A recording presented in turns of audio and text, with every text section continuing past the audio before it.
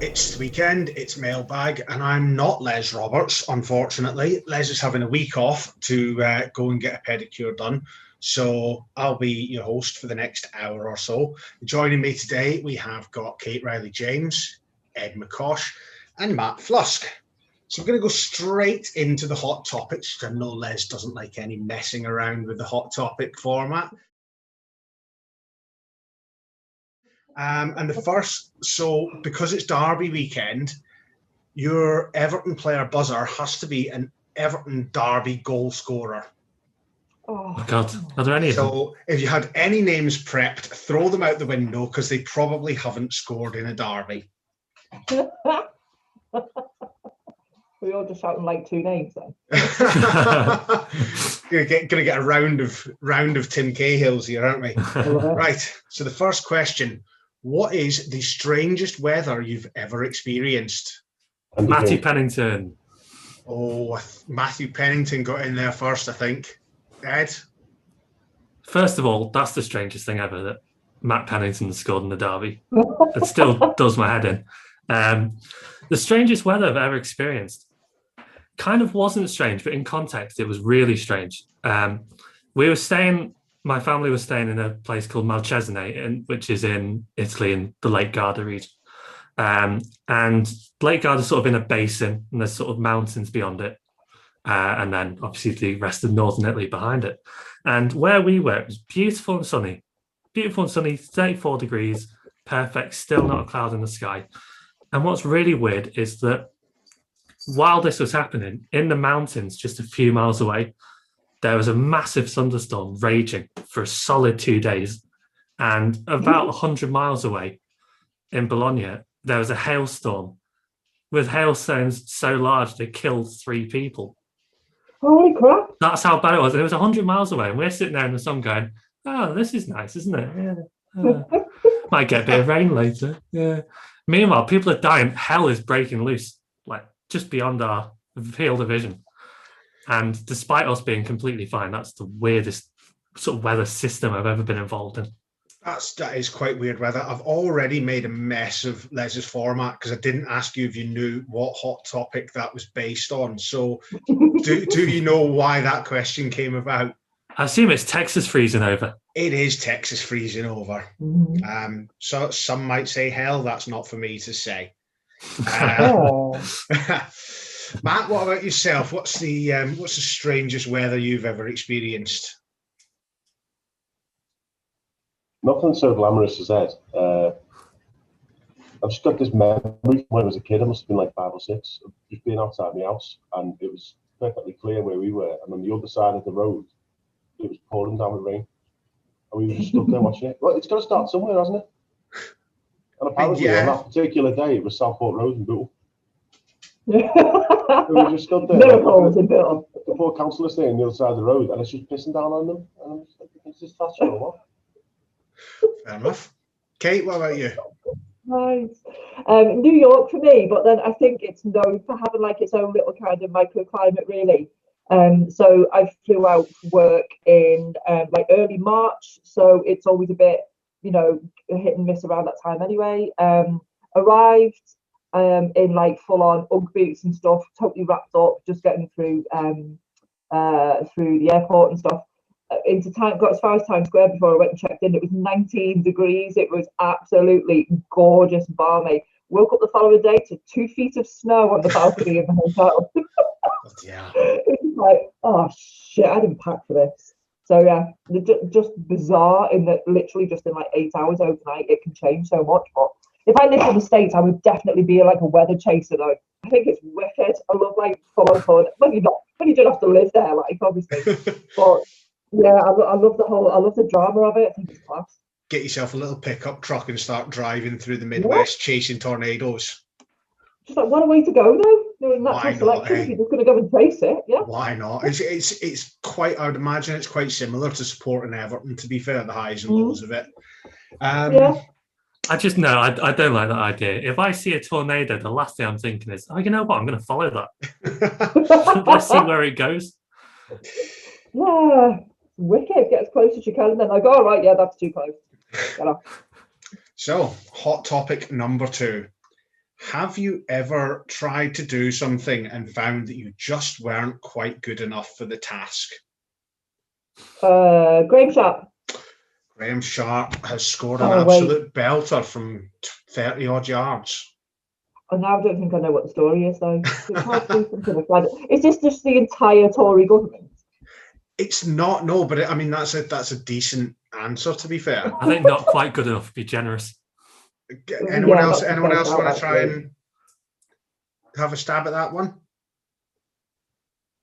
No. No. Okay.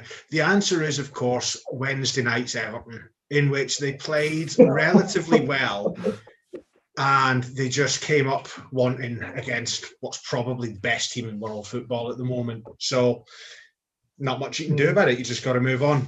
We all technically got it right. Our being incredibly slow and useless was testament to Gylfi Sigurdsson, of course. Yeah, that's fair. That's a great. So summary. points for all. We're not doing points anymore. Points have been done away with now. Les found it too hard to keep track of the points, so everybody gets points and everybody You wins. just made them up. Well, exactly. And I was getting far too stressed out with contesting it all the time because it was just a load of bollocks, basically. So yeah. Maybe the real winner is the friends we made along the way.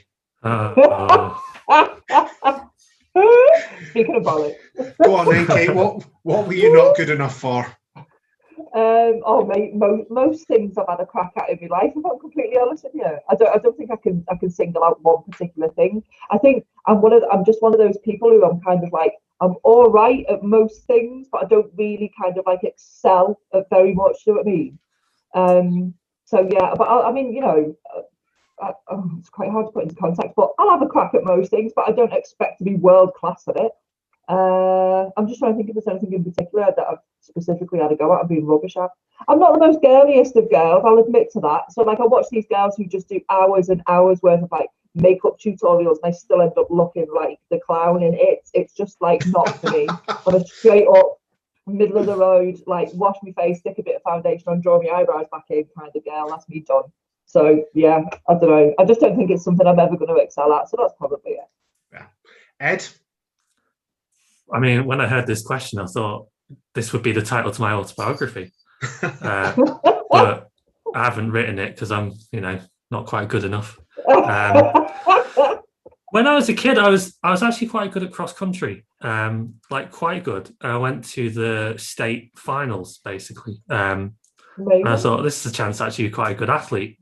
And I went there having not practiced, prepared, stretched anything, and finished like 42nd or something like that. I was miles off. And to be fair, it's one of the largest states in Germany. It's quite a big deal anyway. But at that point, I just sort of went, oh, well, it's not for me then, is it? And just completely gave up. And just never did cross country again unless forced to. Were you a military kid, Ed?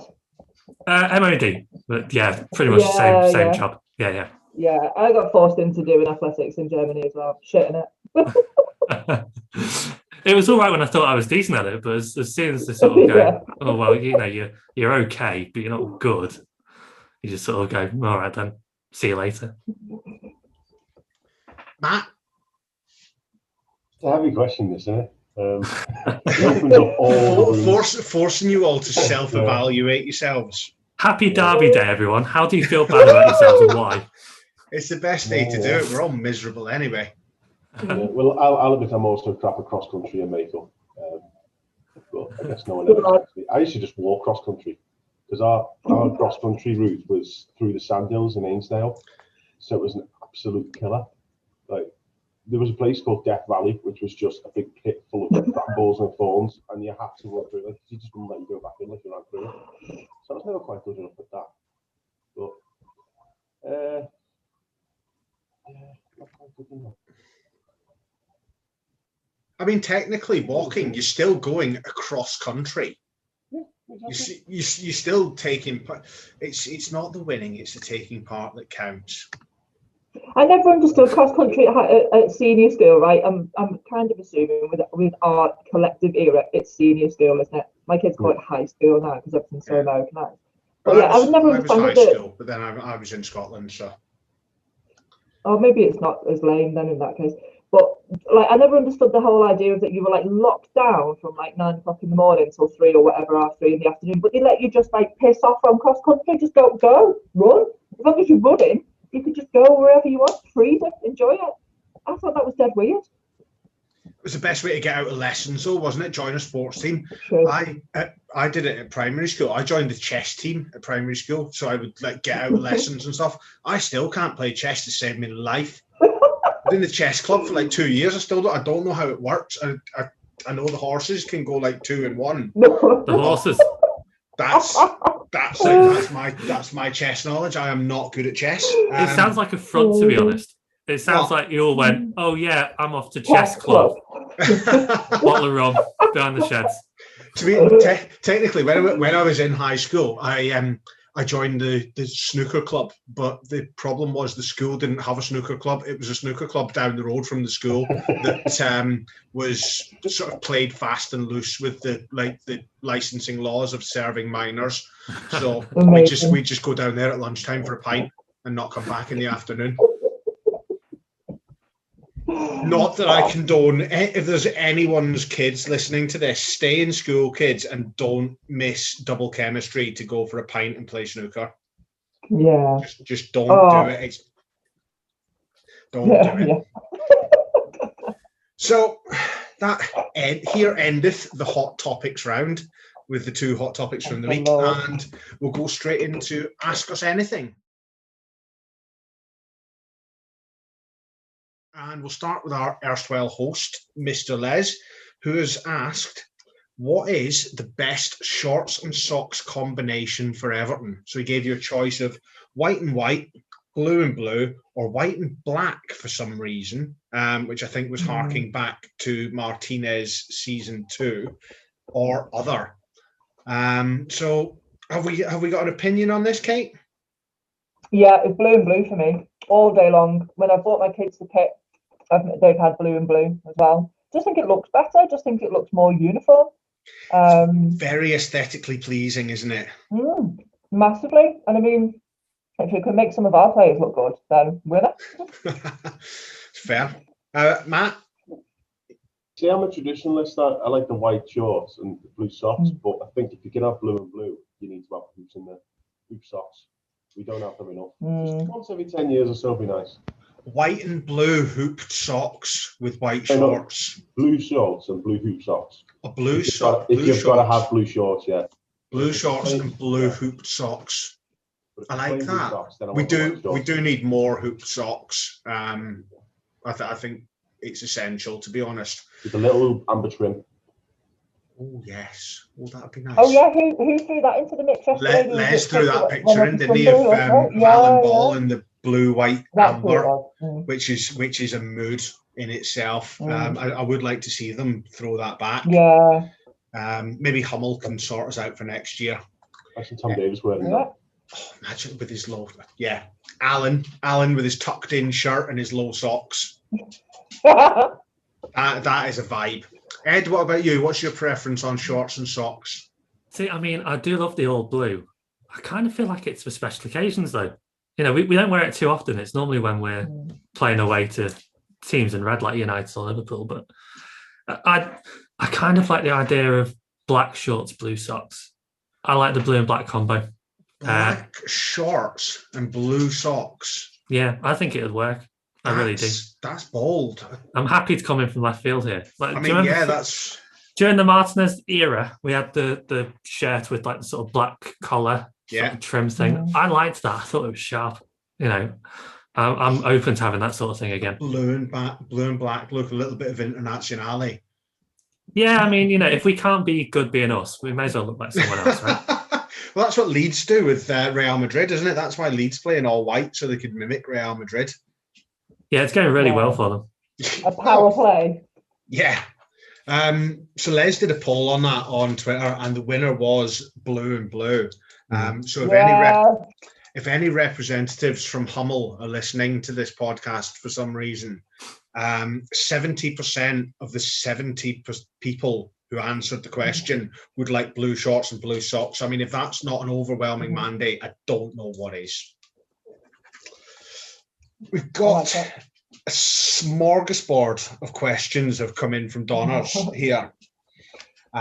So we're going to go for like short, sharp answers on these ones, please. And number one is, why do vegan food companies make their food to look like meat? Ed? I really don't have an answer for this one, I'm afraid. I imagine it's just they fancy eating something that's like what everyone else is eating, but with less of the sort of moral or dietary issues involved. Matt? That's what it is, yeah. It's for people like me who aren't veggie or vegan, but occasionally will eat that food just to cut down on carbon. Trying to lure in new members to the club, is it? Kate? Sticking with the group? Well, yeah, definitely. But I'm just laughing because it sounds like Matt had said when they're just trying to cut down on cowing as opposed to carbon, just there. less of that cowing. None of that round here. That is really weird, though, isn't it? That might be a show title. That cut down on cowing. Less of the cowing. Less of the cowing, please, people. Yeah, it's weird. Next up, what is a film that you love but no one else seems to get? Matt? Ooh. Can you go back to me? I'll come back to you. Ed? You have to go to Ed first. Yeah, go on then. My fiance and I absolutely love watching Boondock Saints, and we watch it every St. Paddy's Day. And if you haven't seen it, it's kind of the best and the worst film of all time in one. There's Norman Reedus trying an Irish accent and failing like so miserably that it's hilarious. There's Willem Dafoe is iconic in that film. It is worth a watch just for Willem Dafoe. Billy Connolly turns up. I think they've told him to do an Irish accent, and he's gone, no, I'm gonna speak like myself. I've never seen this. And it's a bit of it's like a sort of gangster style film, but it's kind of not. The vigilantes, and it's ridiculous. And I think a lot of people would watch that and go, what the hell was that? But it's just brilliant. It just is. Somehow it managed to be brilliant. And even more startling is it managed to get a sequel. Yeah. Let's not talk about the sequel. Which we're not going to talk about because it's not great. Kate, have you got a film? Do you know, I've racked my brains over this since it popped up yesterday. It's a great question. I suppose for mine, the only one that I can think of comes around to like Christmas films. Everybody's got a Christmas film that they love. We talked about it a bazillion times over Christmas on the pods. It was one that always comes up, and it's always like mainstream stuff rather, like Scrooged or Elf or whatever. Right, and there's a Christmas film called The Family Stone, right, and it's got like a full-on barrage of cameos and famous faces and stuff in it, that type of thing. So Jessica Parker, whatever. But it's really morbid, right? And it's just like not that really like cheerful kind of like Home Alone, good hijinks kind of good feel-good film. It is about a family coming together, but spoiler alert, someone dies, and it's really sad. Right, but I watch it every year. Fair. Like if you need that added Christmas misery, why not lump it in? I think I might be the Grinch on the slide. Yeah, I do love the Grinch. I think the Grinch is a great Christmas film. Do you know what, we're talking about Christmas films in February, almost March. I'm sorry. This is what happens when I'm let loose with the controls. Just anarchy ensues. So just roll with it. Matt, have you had enough time to think of a film yet, or shall we move swiftly on? So, well, this is going to sound arrogant, but I don't watch bad films. Like, some people like to watch B movies and stuff like that. So arrogant. I cannot bear it. I only watch good films. So there's not many films that I like that other people don't. But I will say I love Wes Anderson films, and with the exception of The Grand Budapest Hotel, no one has seen any of the other ones, it seems. And it's my God, that is so true. Like, he's got such an amazing back catalogue of films there, and I can watch them back to back on repeat forever. But no one's even heard of them. It's bizarre. Everyone's seen Grand Budapest Hotel because it was on Netflix for like 2 years or something, and it is a masterpiece. Right, Matt. In that case, as a massive fan, can you answer me this? What happened with the next? What was the next one that was like? Was it launched last year? Was it not launched? What happened? Okay, so you said what happens. You said what happens with, and then my internet froze. Oh no! Disaster! Right, I'm so sorry. All the fun of live podcasting. There was supposed to be a Wes Anderson film released last year. Yeah, it's Right, going to be the title escapes me.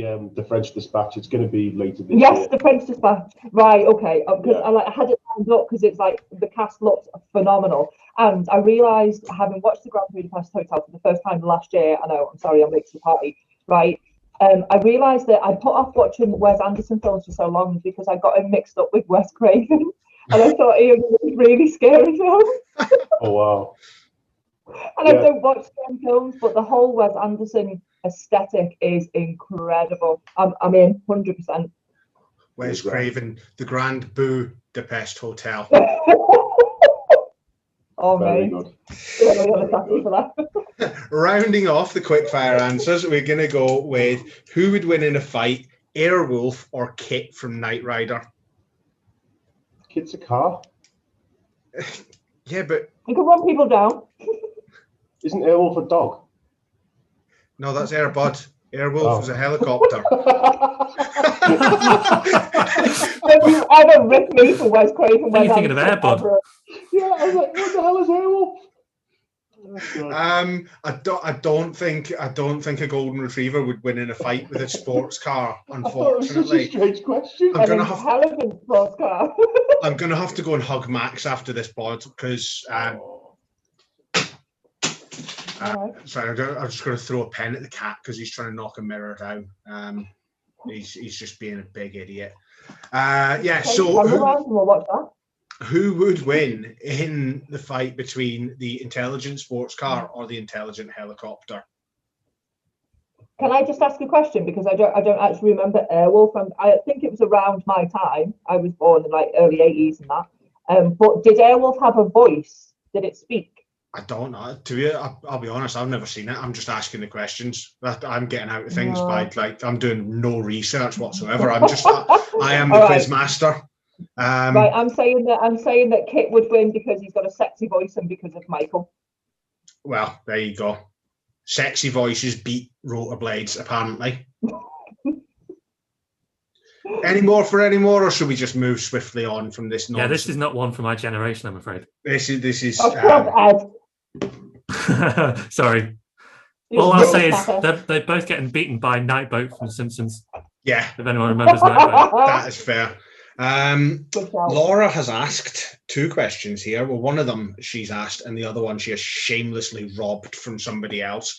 So we'll go with her one first. And it was, you have died and become a ghost. Who are you haunting, and in what way would you minorly inconvenience them? Ed. Just realised I didn't ask who was going to answer there. I just like winging it. Ed, who would you haunt, and how would you inconvenience them?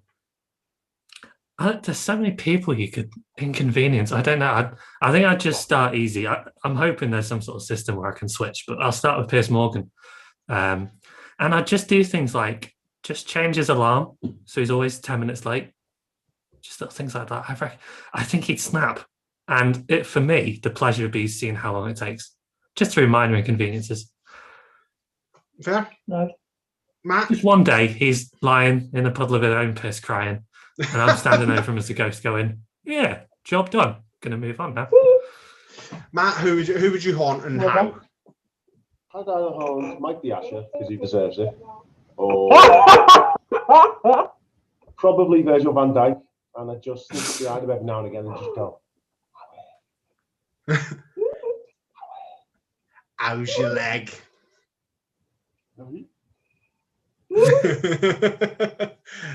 just follow him round with a linesman's flag. Yeah. See if you'd spotted this. See if you'd spotted this, you'd have been all right. Yeah.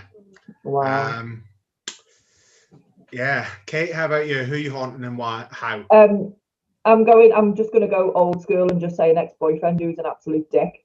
And I'd just like Ed had said, you just got to go little, haven't you? I'd just go switch his water off or something every morning, knowing his routines and that, or just little things like that are a pain in the arse when you just want to jump up and get a shower. Oh, it's not working again.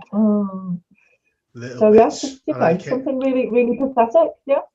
I would take all the fuses out of all the plugs in the house, so that when That's they a go good to make a brew, it doesn't work, and they get really puzzled. And then by the time they figured it out, they don't want a cup of tea anymore because they're just too stressed.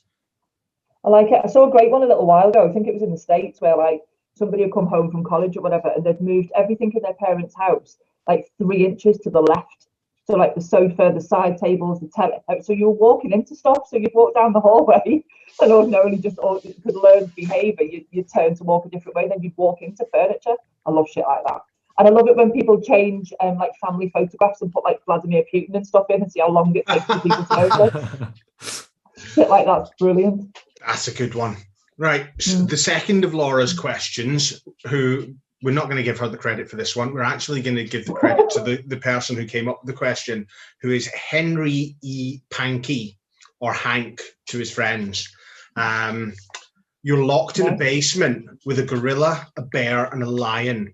You've got to fight one of them to get out of the basement, and the other two have promised not to jump in. Who are you fighting, Ed? I mean, can we just address the elephant in the room? I know there's not. No, there's no elephant. There's a gorilla, a lion, and a bear. The fact that the other two have just gone, it's all yours, lads. I don't get Hang that. on, Matt's put his war paint on here. Matt's in for a proper fight.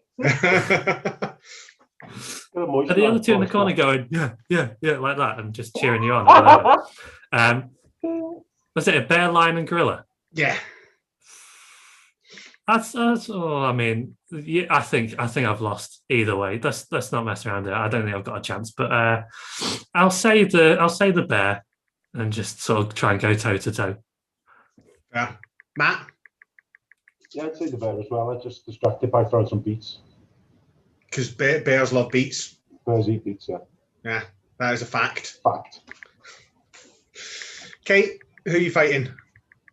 I'm going to take on the lion, I reckon, because using the logic of Walt Disney in the Jungle Book, they're scared of fire, right? You only need a little Zippo and you. No. That's tigers. Right? It's true. It happens. That's tigers. Yeah. If you want to beat a lion, I'm not getting out of the basement. If you want to beat a lion, you've got to create a wildebeest stampede, and there's not enough room in the basement for that. Oh shit! Yeah. Get to the top of the stairs of the basement and then push him down. Yeah, you could do that. Yeah, as long as you shout "Long live the king" while you do it, then of course you should win. But be aware that karma will come back to get you in the end, in true Disney fashion. There we go. Sing while we're doing it though. Yeah, a little bit of cat content there from Mr. McCosh. That's it's all about being attacked by a ferocious animal. You missed the trick there, right? You missed that on the Simba. Wow. Right. Last week's debutante Warren has asked, what was the biggest news story from the year you were born? Matt, I'm going to come to you first on this one. I was born in 1991, so oh my God. News stories. Wait till you hear it. And the two biggest news stories were, one was Bryan Adams being number one for about 54 consecutive decades. And the other one was the fall of the Soviet Union. So, which was more culturally significant, would you say, Bryan Adams or like death of Stalin? Oh, it was long after the death of Stalin. But if you think of like the sort of the build-up of all the misery over the years and the people hurt along the way, probably Bryan Adams. Yeah, that's fair. He has probably hurt a lot more people than the Soviet Union ever did. Ed. I mean, you could say, like the OJ trial or the Aum Shinjuku sarin gas poison in Tokyo, but it's got to be Everton winning the cup, hasn't it? There you go. Which answers the fact. Which answers the fact for our dear listeners. Ed was born in 1995, so me and Kate are both sat here now as products of the 80s. A little bit worse for wear. Yeah, you remember when Everton beat Norwich 5-0 in the 5th round, right? I was 1 day old. One day. I've just turned 26. That's the last time we won a cup. Let that sink in. When around that time, Ed, well, not long afterwards anyway, I was sat on top of a bus stop on Queen's Drive as the team did the the lap of honour, if you like, around the homecoming around the city. Sat on top of a bus stop, and somebody told my mum and I got bollocked as well. No leave. It was a momentous day.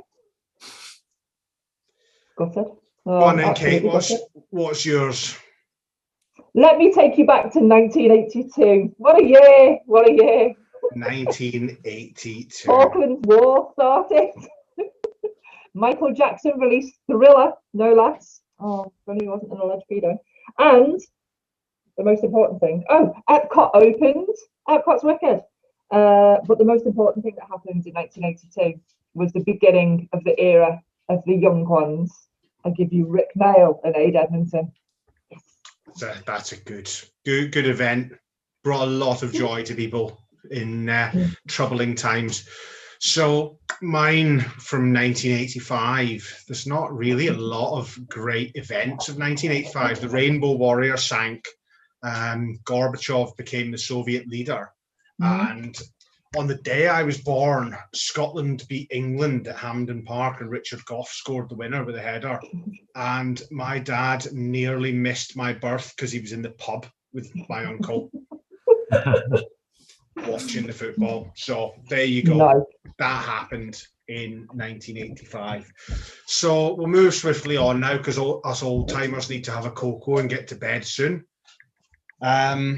Chico has asked a Tom Davis related question, and this one is going to require quite a bit of detail. Really, you've got to really get involved in this one. So if you could take Tom Davis for a weekend away, just you and him, to anywhere in the world, where would you go and what would you engage in together on the first night?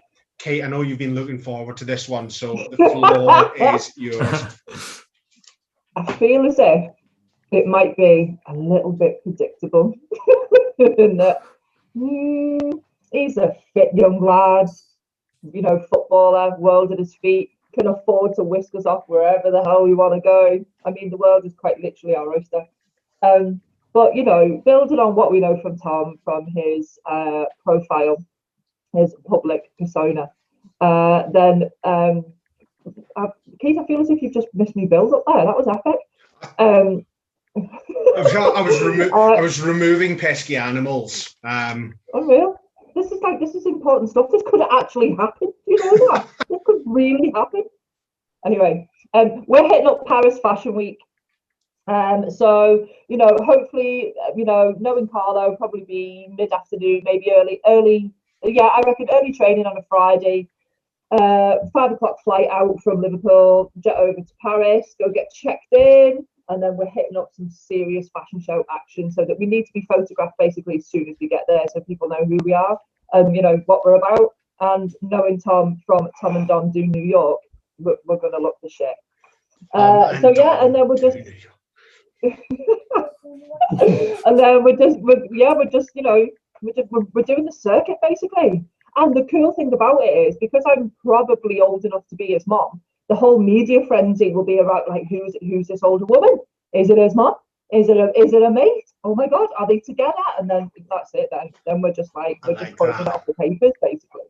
So, could you handle the paparazzi scrutiny that would follow you afterwards though?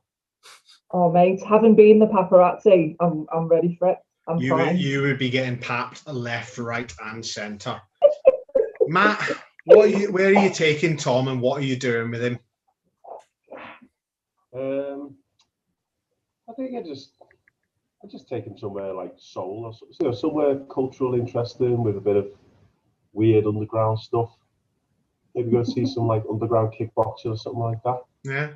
Nice. I don't think he'd be into the kickboxing. I think he's got a bit of a pacifist spirit about him. I think he would be. I think he'd admire the artistry of it all. The dance of the martial arts rather than the blood sports. That's fair. Yeah, it's not UFC. Like, they're not rushing around hugging each other. No response to that, really. Ed, where are you taking Tom, and what are you doing with him? Can I just say, I'm really worried that Chico asked this, and I think anyone who knows him knows he has a sort of obsessive love of Tom Davies, and I'm kind of wondering what his answer would be. And I keep picturing, that Alan Partridge episode where he meets his biggest fan. It's Feels all like really that. weird. You big mentalist. Personally, I'd whisk him off to Milan. He'd appreciate the fashion scene. He'd have a good That's look my around. preference. It's a beautiful city. I think he can make a real day of it, enjoy the food and the ambience. And come the night time, he could teach me how to skate because I haven't got a clue, and he's a dab hand at it. So I think it'd be a nice little round day. Come back and feel a bit refreshed. You're all missing out on scandal here. There's got to be scandal. I You mean, never get a weekend off like ever. There's got to be scandal. does he need to have scandal? Tom Davis, Yeah. after all, Tom Davis is precious and should be protected at all costs. We want to Which is keep why him we need away to, like, from the push the scandal. boat a bit. No, I disagree. I disagree. Fair enough.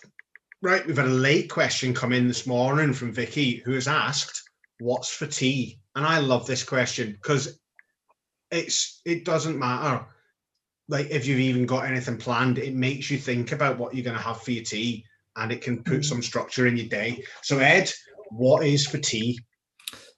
For tea this evening, I'm having fricadellen and probably just some chips and a bit of spinach or side salad. Fricadellen is just a fancy European way of saying burgers, really. Fricadellen. I think that might be the first mention of fricadellen on the Blue Room. So I'm glad to given it its debut. Warren last week, Finally, fricadellen this some week. scandal. Yes. yeah, we'll have to stick a plaque up somewhere when we're all allowed back inside buildings together. Matt, what you having for your tea, mate? What's for tea?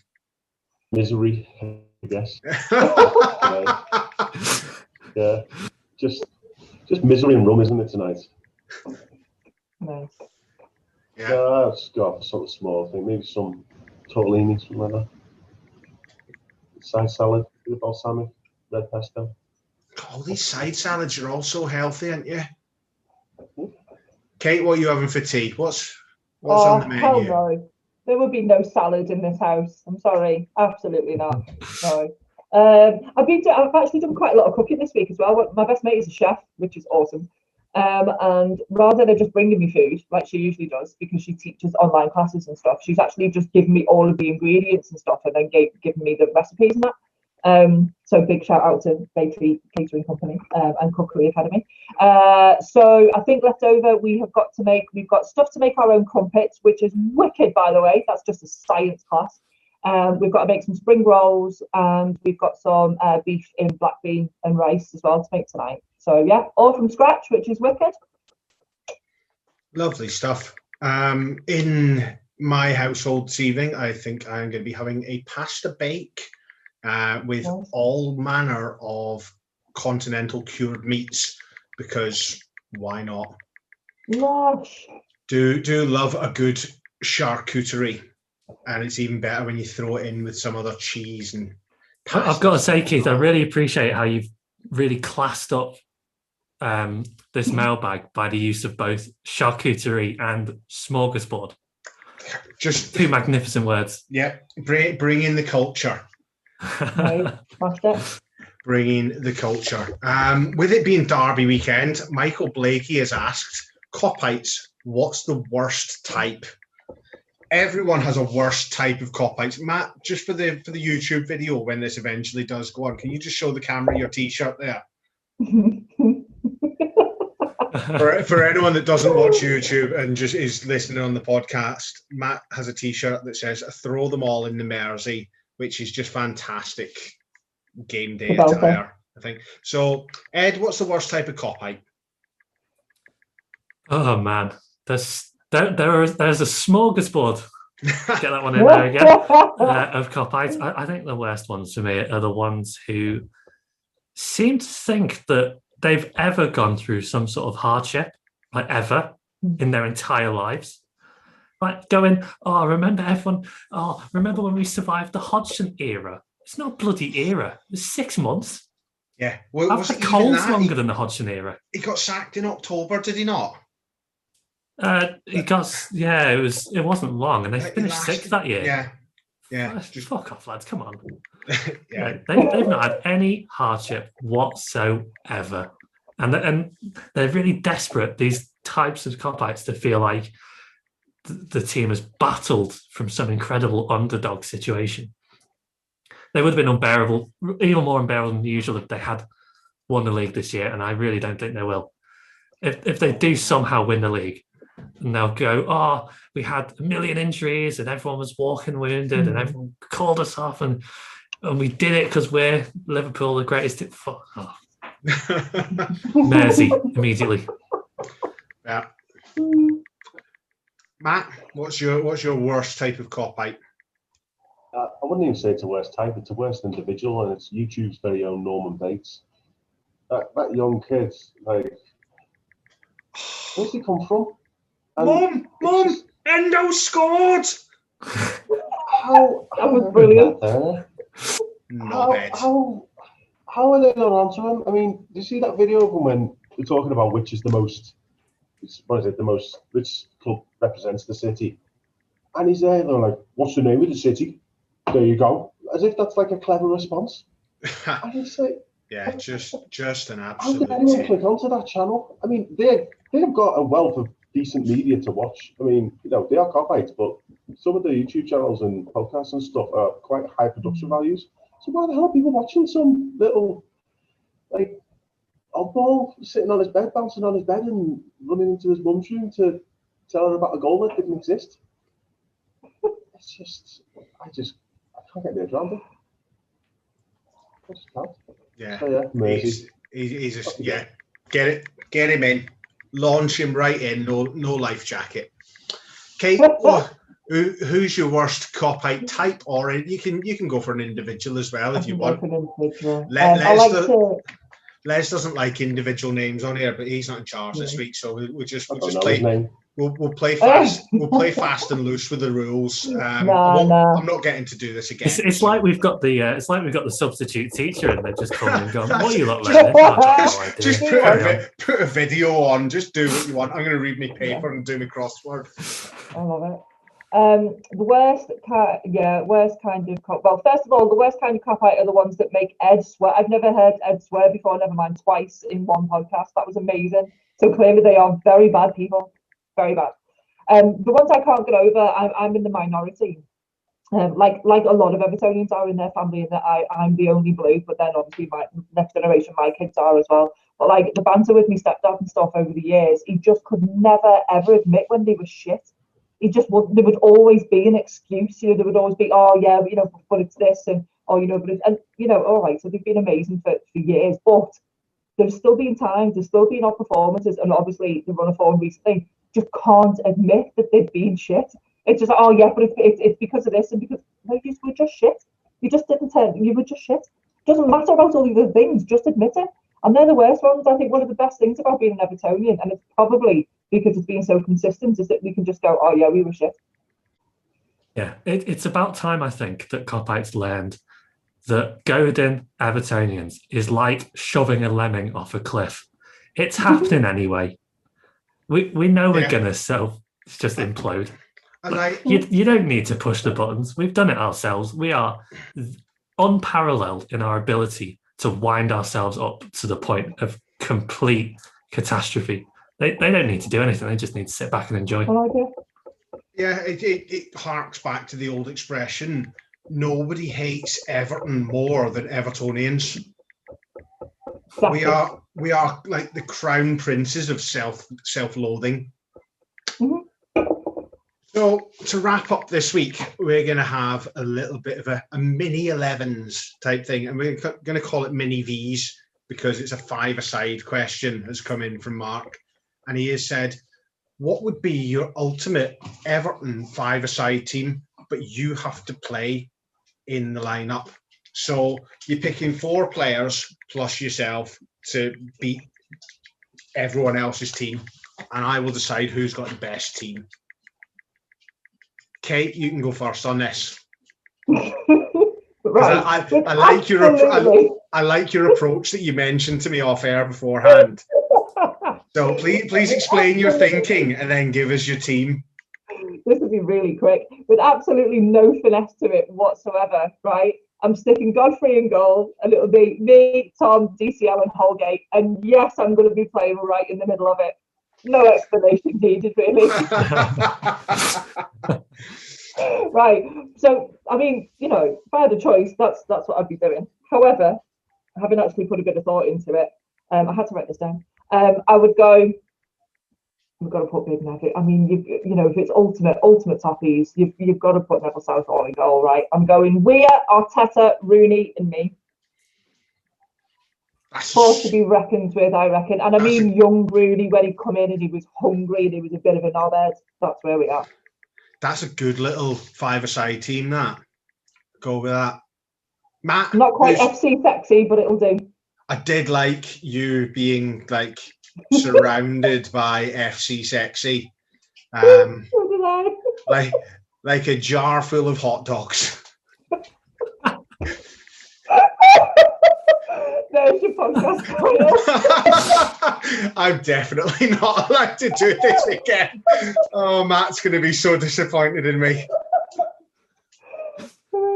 Sorry, I do apologise, but do you know what? That's so funny. Yeah, the world's going to break down. We're all going to be feral and like eating corpses by the end of the summer anyway. So let's go out with a bang, shall we?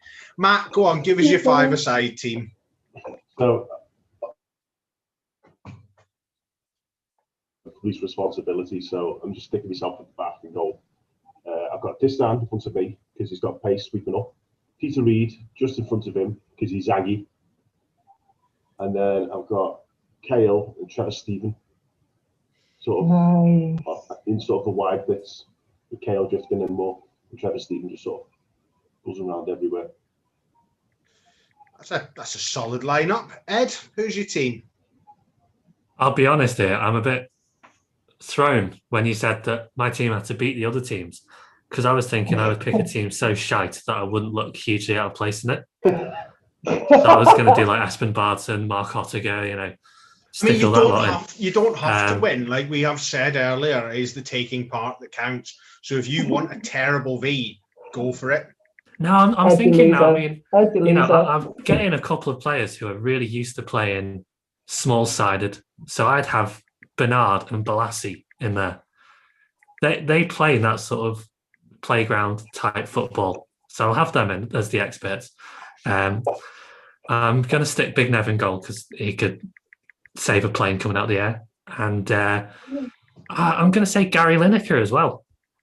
Just a natural finisher, just a natural goal scorer. And we will concede many goals but score many more. Yeah, Lineker would suit a five-a-side team, wouldn't he? Because he's just a goal hanger and there's no offsides. So he's a good option there. It's very attacking. So I'm looking at those lineups and I'm going to have to go with Kate. I think Kate's team is winning this because I think Mikel Arteta would dominate five-a-side indoor football. It would just suit him down to the ground. And Wayne Rooney has the bustle and aggression to run around like a mad thing for an hour in that sweaty sports hall. So Kate's 5. Can you just hear the squeak of the trainees on the floor? Can you just imagine it? Brilliant, isn't it? It's like we're there watching it live. Well, that's your lot for Mailbag this week. I won't be back. Matt's not going to let me do this again. I don't know about you, but I've had fun. I might be back on as a guest at some point. Once I've served my suspension. But until then, my thanks go to Ed McCosh, Matt Flusk, and Kate Riley James. Thanks to everyone who's tuned in to listen, and hopefully you'll keep subscribing.